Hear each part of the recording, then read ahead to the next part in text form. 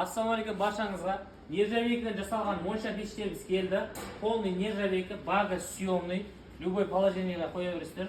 Резбісі да нержавейкіден жасалған, ішіндегі мұржасы нержавейкіден жасалған, шірімейді, татпаспайды және суыңызды ластамайды.